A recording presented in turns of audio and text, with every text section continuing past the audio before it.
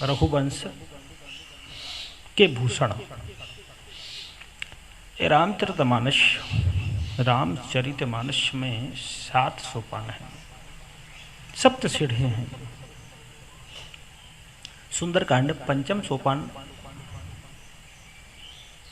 के नाम से कहा जाता है, 5वीं सीढ़ी है और ये रामचंद्र जी का हृदय कहा जाता है। सुंदरकांड जहां से प्रारंभ होता है,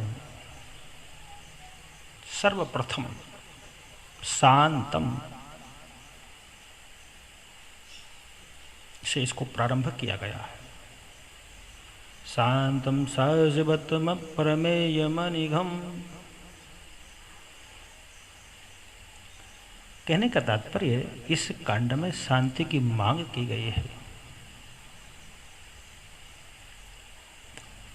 शांतम शाश्वत जो निरंतर है, वो प्रमेय मनिघम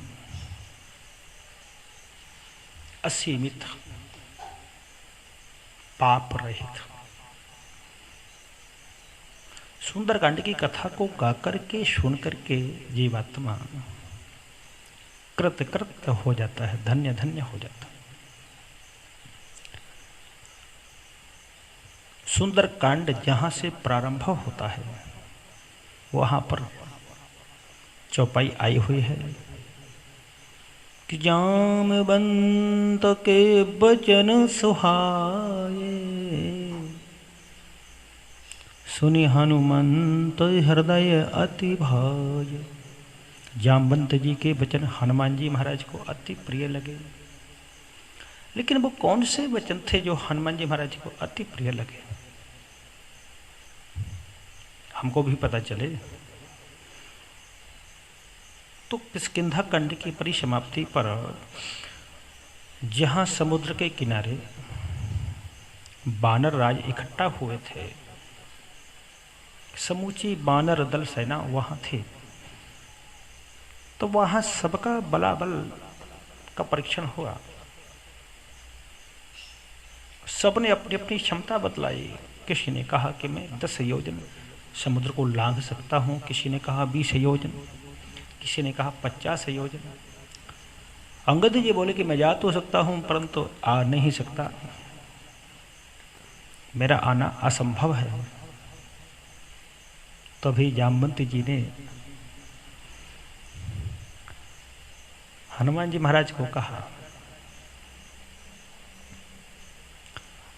हनुमान जी महाराज एकदम से चुप थे। क्यों? कि बचपन में चंचलता के कारण ऋषियों ने श्राप दे दिया था कि तुम अपने बल को भूल जाओगे, तुम्हारा बल विस्मृत हो जाएगा और किसी के याद कराने पर वो स्मरण हो आएगा। जामवंत जी को ये पता था, तो जामवंत जी ने कहा कि पवन तनय बल पवन समाना, बुद्धि विवेक विज्ञान निधान। कवन सुकाज कठिन जग माही, जो नहीं होय तात तुम पाही। बल को याद कराने पर हनुमान जी महाराज को बल स्मरण हो आया। अट्टहास किया, कहने लगे कि मैं अभी जाता हूं। रावण को समाप्त करके, लंका को उखाड़ करके समुद्र में फेंक दूंगा, मातेश्वरी जानकी जी को अभी ले आऊंगा। जामवंत जी ने कहा कि ये सब कुछ करने की आपको जरूरत नहीं है, सब कुछ नहीं करना। हनुमान जी महाराज बोले तो फिर मुझे क्या करना है? जामवंती जी ने कहा कि ये सब कुछ तो स्वामी को करना है, तुम तो सेवक हो और जितनी आज्ञा मिली है, जितना आदेश हो उतना कार्य करो। हमें केवल यही आज्ञा मिली है कि जाकर के मातेश्वरी जानकी जी को देखना है वो कैसी हैं और आकर के रामचंद्र जी को बतलाना है। सेवक वह है जो करे सेवकाई। अरे सेवक तो वही है जो सेवा का कार्य संपादन करे, प्रभु की सेवा करे। अरे करनी कर करे लड़ाई, और ये लड़ाई झगड़ा आदि करे तो ये सेवक को शोभा नहीं देता। हनुमान जी महाराज को जामवंती जी की बात बहुत सुंदर लगी। अब इसका आशय देखिए, सुंदरकांड का प्रारंभ कहां से होता है? आपने देखा होगा कि हमारे बुजुर्ग जब जीर्ण शीर्ण हो जाते हैं,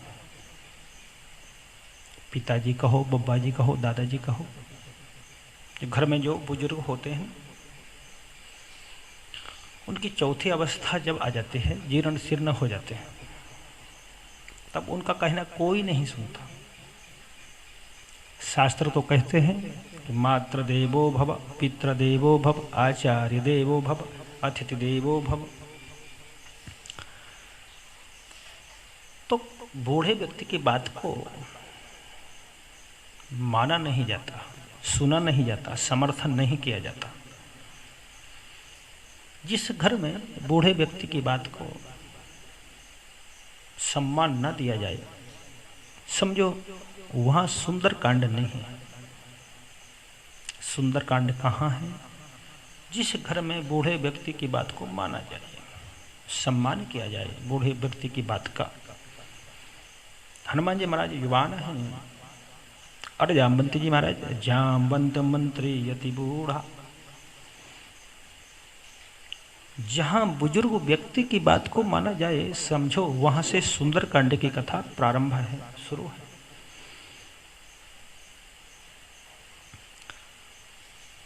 यदि हमारे घर में कोई इस प्रकार की कमी है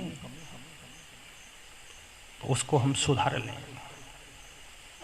क्योंकि कथा से ही तो पता चलता है कि हम कहाँ जा रहे हैं। कोई विपरीत दिशा तो पकड़े नहीं है, हमें हमेशा सही दिशा में जाना चाहिए।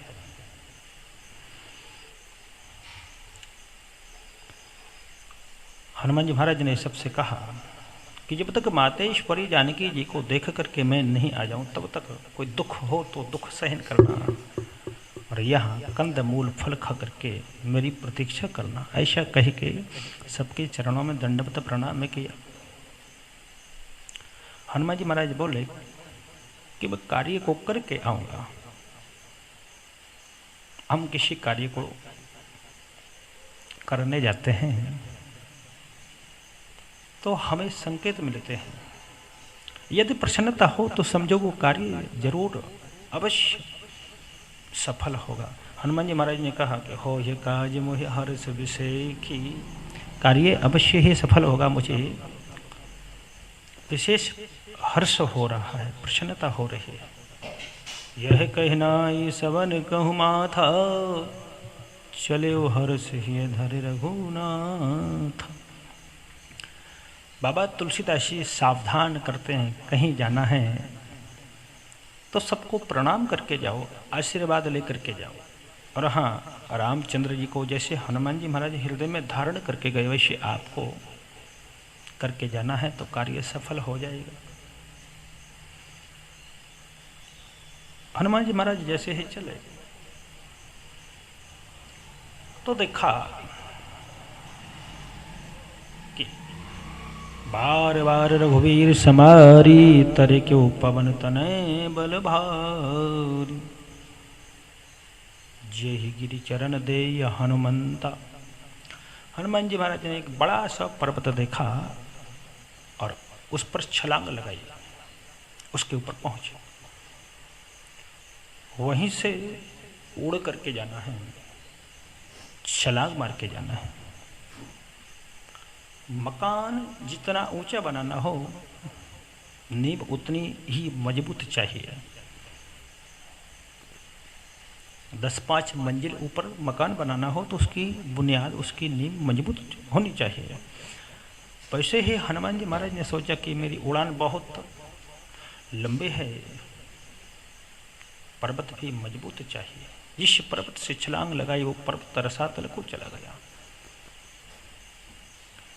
जैसे रामचंद्र जी के बाण जाते हैं, वैसे ही उसी वेग से हनुमान जी महाराज चलते हैं। हनुमान जी महाराज को आता हुआ देखा समुद्र ने, तो मैनाक से कहा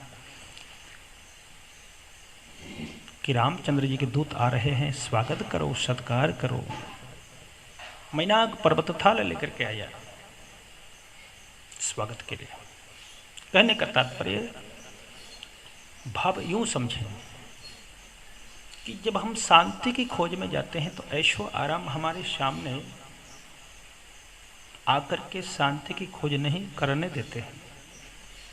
ठीक उसी प्रकार से मैनाक पर्वत सारी सामग्री लेकर के आया, बोले विश्राम करो, थक गए हो। हनुमान जी महाराज ने सम्मान किया। कहीं ऐश्वर्य हमारे सामने आए और हम शांति की खोज में निकले हुए हों तो ठुकराना नहीं चाहिए, अपितु स्पर्श करके सम्मान करना चाहिए, जैसे हनुमान जी महाराज ने किया। हनुमान ते ही परसा कर पुनि कीन प्रणाम, राम काज कीन्हे बिनु मोहि कहाँ विश्राम। हनुमान जी महाराज ने स्पर्श किया और कहा कि जब तक प्रभु का कार्य संपादित नहीं हो जाता मुझे कहाँ विश्राम है। इस प्रकार से हनुमान जी महाराज आगे जाते हैं।